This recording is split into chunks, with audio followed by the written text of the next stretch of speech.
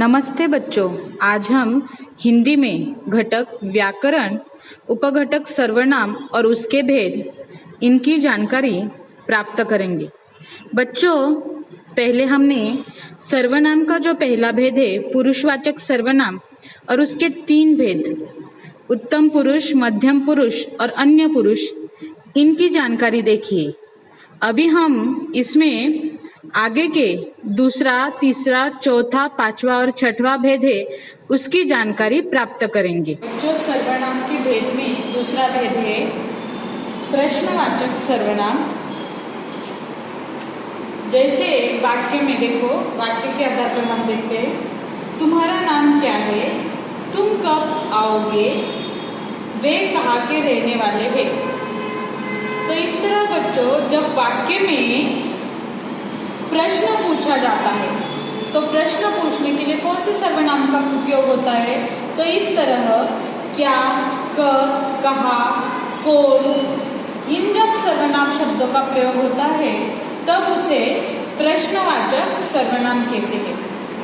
तो प्रश्नवाचक सर्वनाम की परिभाषा है कि जिस सर्वनाम से वाक्य में प्रश्न का बोध होता है उसे प्रश्नवाचक सर्वनाम कहते हैं। तो इस तरह बच्चों, वाक्य में कौन, क्या, कहाँ, कब, किससे, ये जो सारे सर्वनाम शब्द आते हैं तो उसे हम प्रश्नवाचक सर्वनाम कहते हैं।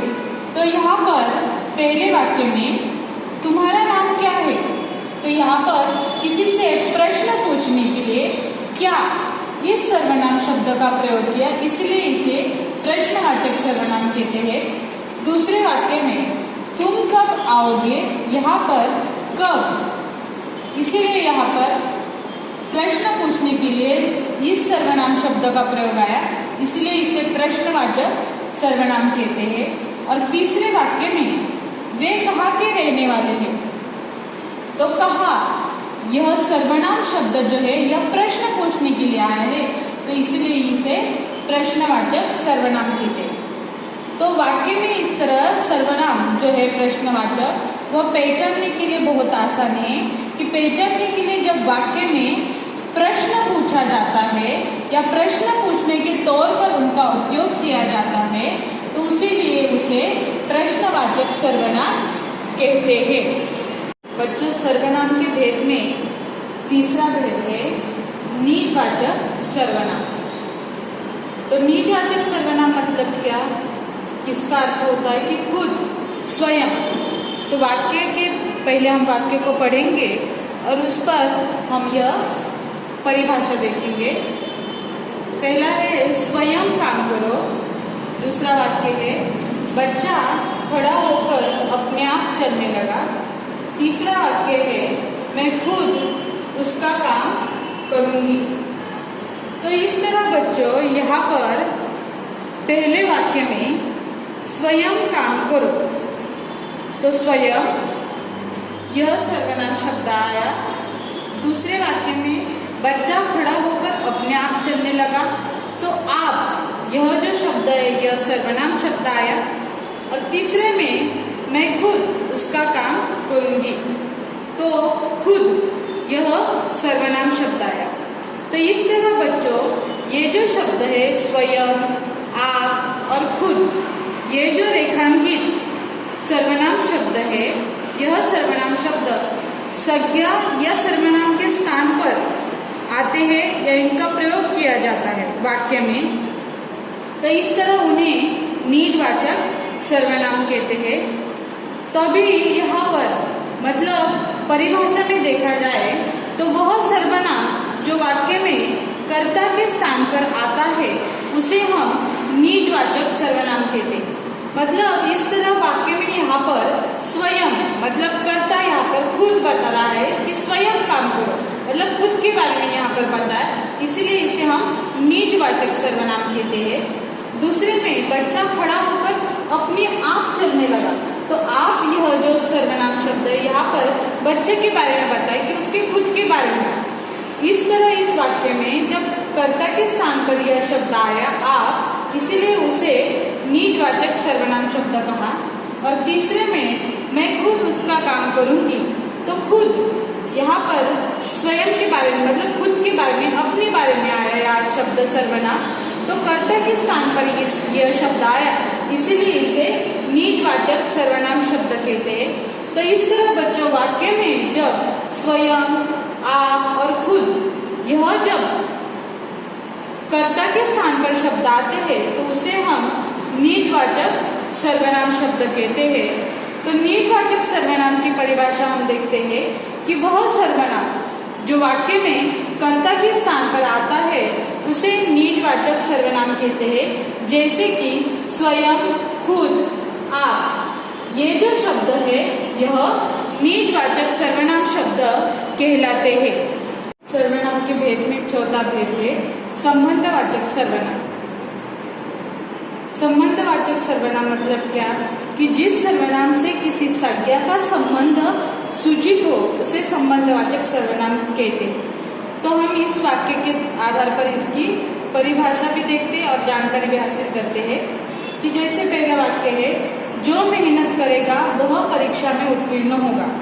तो इस पहले वाक्य में जो और वह, ये वाक्य में जो और वह, ये जो दोनों सर्वनाम शब्द है यह एक दूसरे से वाक्य में संबंध दर्शाते हैं, इसलिए इन्हें संबंधवाचक सर्वनाम कहते हैं। दूसरा वाक्य है, बच्चे वही पाठ पढ़ेंगे जो रोचक हो।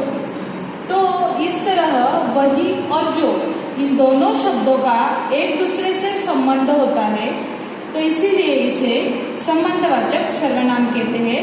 मतलब वाक्य इन दोनों सर्वनाम शब्दों से अर्थपूर्ण बनता है। तीसरा है, जो मेहनत करता है ईश्वर उसकी मदद करता है। तो इस वाक्य में जो और उसकी, यह जो दोनों सर्वनाम शब्द है, इन दोनों शब्दों का वाक्य में एक दूसरे से संबंध दर्शाता है, इसीलिए उसे संबंधवाचक सर्वनाम कहते हैं। तो इस तरह बच्चों जब वाक्य में जो, सो, वह, वही, यह जो सारे शब्द आते हैं उन्हें हम संबंधवाचक सर्वनाम कहते हैं। इतना ही नहीं, वाक्य में जब एक सर्वनाम शब्द का संबंध दूसरे सर्वनाम शब्द से आता है उसे भी हम संबंधवाचक सर्वनाम शब्द कहते हैं। तो इस तरह इस पर आधारित इसकी परिभाषा है कि जिस सर्वनाम से किसी संज्ञा का संबंध सूचित हो उसे संबंधवाचक सर्वनाम कहते हैं। जैसे कि वाक्य में जो, सो, वह, इस तरह उदाहरण आते हैं, उन्हें हम संबंधवाचक सर्वनाम कहते हैं। बच्चों पांचवा भेद है निश्चयवाचक सर्वनाम। इस शब्द में ही उसमें वहाँ पर उसकी परिभाषा भी है और पहचानने के लिए भी बहुत आसान है। निश्चय मतलब निश्चित, वो जो सर्वनाम होता है उसे हम निश्चयवाचक सर्वनाम कहते हैं। तो किस तरह पहचानने का है? जैसे कि वाक्य है, यह किसकी टोपी है? वे हमारे दादा दादी है। तो पहले वाक्य में यह जो शब्द है यहाँ पर निश्चित पूछा गया है कि यह किसकी टोपी है, मतलब निश्चित है यह, तो इसलिए यह जो है सर्वनाम यह निश्चयवाचक सर्वनाम है।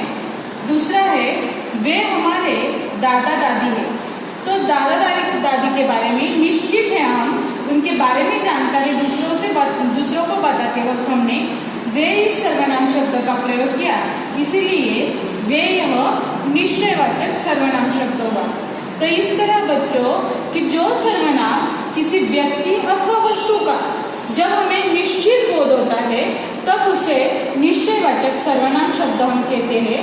तो जैसे कि वाक्य में यह, वे, यह जब सर्वनाम शब्द आते हैं तब उसे हम निश्चयवाचक सर्वनाम कहते हैं।